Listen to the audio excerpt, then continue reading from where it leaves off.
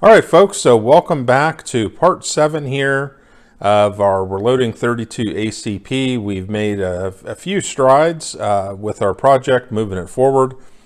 Today was actually up at the range trying to do some filming, and unfortunately, with a winter storm closing in, it started to snow, and also the chronograph wouldn't pick up anything because it was so dark. So I probably need to get a lighting kit for it for those types of circumstances. But anyways, tried to film and stuff, but it just wasn't working. It was just too dark, and just, the chronograph, couldn't deal with the lack of light and everything. So I called it a day on that. However, I went ahead and shot all of the ammo I made, and I've gone ahead and made a new batch. So things are looking a little bit better. I went ahead and bumped up the powder charge. Now, the reason why I did this with this ammo and didn't go and switch to another primer or whatever is right now my workbenches are totally overloaded with so many projects right now. And I'm like, this is just not feasible to go ahead and start prepping more 32 ACP brass with all this other stuff going on. So what I decided to do was, well, I already have all this brass prepped with those primers. So what we'll do is we'll bump up the powder charge. If we're not getting anything good from that, we will go ahead and we will move forward to another powder and try that out and see if we can get that to work. However, I can report that today these actually shot pretty well, and definitely kind of an improvement in terms of the rounds ejecting from the pistol. Seemed like they had a little more oomph to them, had absolutely no failures or issues or anything whatsoever. So the next plan will be is whenever I can film, we will go up to the range and we will chrono these and actually see what we come up with. It's going to be interesting to see. Stay tuned. Well, folks, here we are back again. So a little bit of a delay this week, more than I wanted, but the weather was absolutely terrible.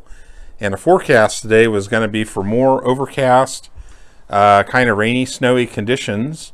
And, well, at the end of the day, the sun came out and the skies are clear.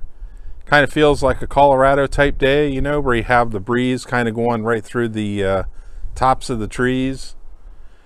And the sun, well, the sun's probably going to be setting soon. So maybe about another hour or so, it's going to start getting low in the sky. But we have our Titegroup rounds here that we bumped up the powder charge on a little bit. We also have our Mr. Heater, so I can keep my hands warm. I'm actually doing a review on this, so stay tuned for that. So what we'll do is we'll go ahead and we'll do some chronograph work, and we'll get one of the targets up, and we'll do a little bit of accuracy shooting and kind of see what we get. Okay, so here we go. Testing out our new Titegroup loads. We bumped up the powder charge by 0.2 grains. Let's see how we go. 815.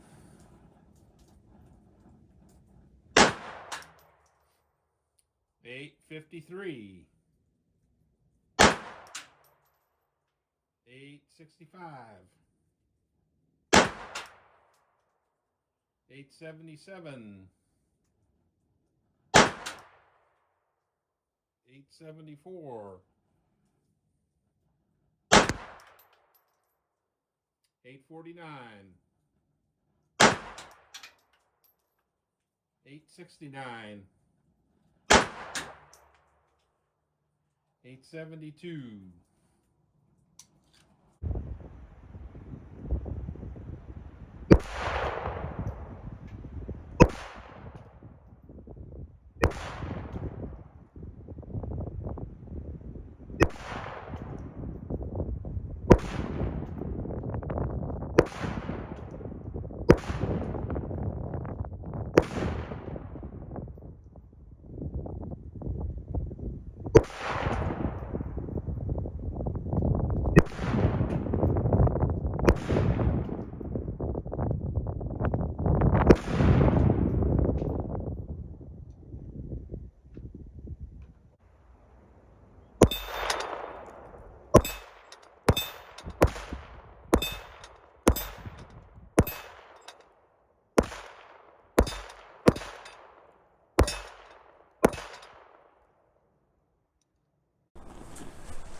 All right, folks, so we'll take a look at our results. We're sitting here in front of the heater. The wind's starting to pick up pretty good, and the clouds are starting to kind of roll in here. So we'll go ahead and talk about this real quick, and let's take a look at our data here. So a lot more consistent this time. I think things worked out a lot better, had zero issues with any sort of jam up or anything like that. Everything seemed to shoot just fine. We can take a look at our data here, and looks like we had 815, 853, 865, 877, 874, 849, 869, 872. So quite a few of them there. We did have up between about 865 to 870, 877. So a number of them dropped in there kind of pretty close to one another. So that was pretty good. You notice with just a 0.2 grain jump up, we moved about 100 feet per second actually up the ladder there. Now accuracy, I shot it over 25 yards, so this is where I think the 32 ACP is going to start to kind of weaken out a little bit. And once you start to get out to distance, this is definitely something like back in the old days, I guess you could say. Using this for a personal defense weapon, it'd probably have to be something you'd want to use pretty close up. But we were aiming, of course, center of the target, and we certainly had like kind of a big spread at that 25 yards. So kind of weirdly enough, we had like a nice little kind of grouping in here, but it was all pretty much kind of spread all the way out up to right here. So kind of a bit of a spread, and also too it seemed like a lot of the rounds were kind of dropping as well.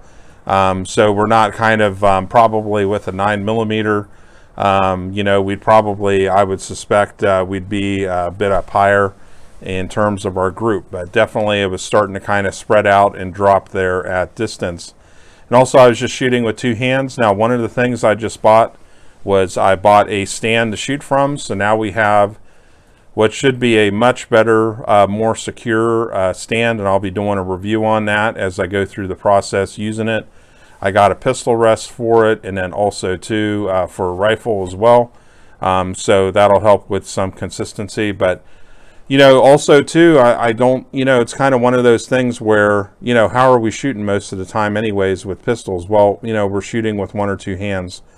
So, at the end of the day, realistically at 25 yards, that's kind of what to expect, shooting with that. So where to go next? Well, probably what I'm kind of thinking is that there's only so far we can take it with Titegroup. So I can bump it up maybe another grain. We can test it out a little bit more and see if that 1/10 of a grain will make a difference in terms of accuracy and consistency. And then probably wherever that goes, we'll stop with that, and we'll kind of decide on I don't think, probably 2.5 grains or higher of Titegroup is, probably, I don't know, do you want to be pushing it maybe that much? I don't know, with this little 32 ACP. So, I think maybe another 1/10 of a grain that I might go for this. And this is a reminder too, develop your own loads, because I'm using S&B primers. If we come back and we do some development work with CCI primers, we might get different results with that powder. And especially with 32 ACP with that powder, it's not like with 9mm where we might have a whole grain to kind of play with in between there, or even maybe even more. Probably here the window of opportunity is just a couple 1/10 of a grain. And so you do have to watch very carefully with what you're doing. Just want to emphasize that. So yes, I would like to, at some point when I prep more brass, test it out with CCI primers. But I think next step will be another 1/10 of a grain. And then I think what we'll do is, whatever the final load is, we'll load some up. Then the next thing will be is we'll work on the 71 grain full metal jacket Remington bullets. And we will go ahead and do that, and kind of see what we get with that. So that's the plan coming up. I think we'll also try the accurate number 2 powder and see how things go. So yeah, it should be interesting coming up. I'm also working on a bunch of other stuff. So stay tuned, and we'll see y'all next time.